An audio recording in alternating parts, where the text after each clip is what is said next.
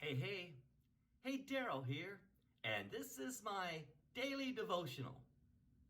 As a New Testament Christian, there is one aspect that I feel cheated on.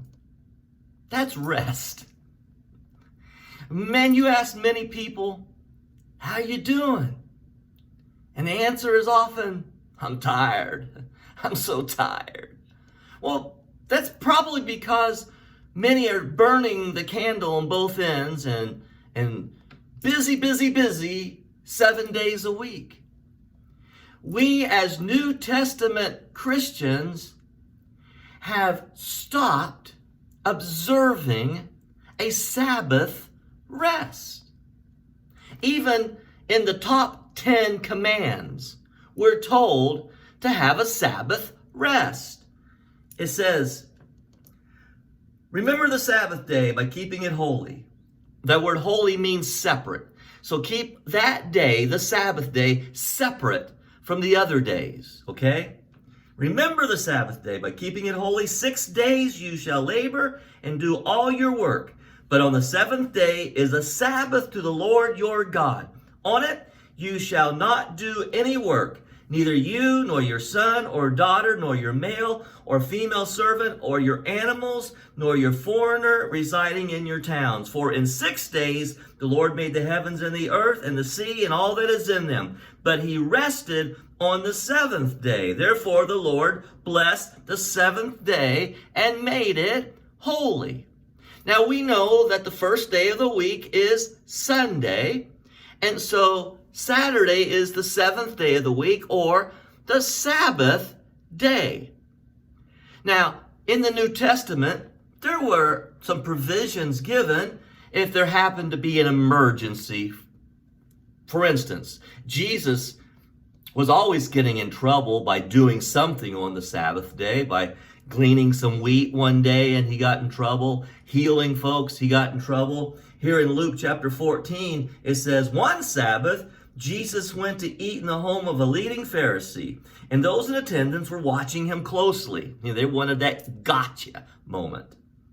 Right there before him, a man had dropsy.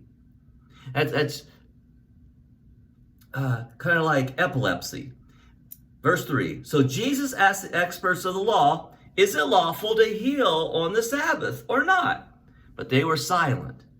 And then Jesus took hold of the man, healed him, and sent him on his way. And he asked them, which of you whose son or ox falls into a pit on the Sabbath day will not immediately pull him out? So some provision was given, an emergency to do that work on the Sabbath.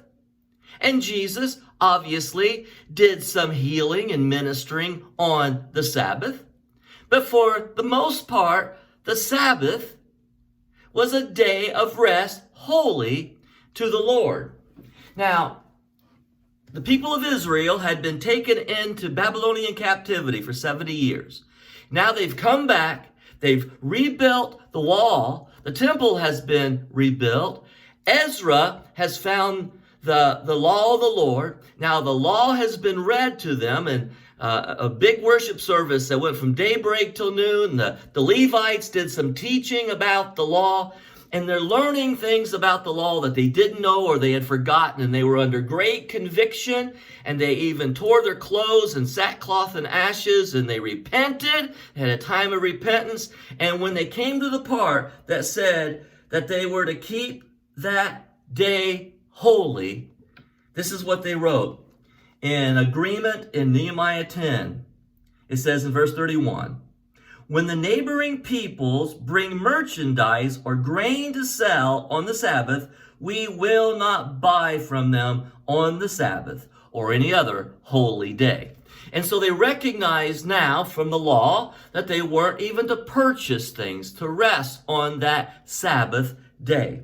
It goes on and says in verse 39, the people of Israel, including the Levites, are to bring their contributions of grain, in other words, their tithing, their new wine and oil to the storerooms where the articles of the sanctuary are kept, and where the ministering priests, the gatekeepers, and the singers stay. We will not neglect the house of our God. So the importance of that Sabbath day was the house of God. Now, you realize there is no verse in the New Testament that moves Sabbath day from Saturday to Sunday. We worship on Sunday typically because that's the day Jesus rose from the dead.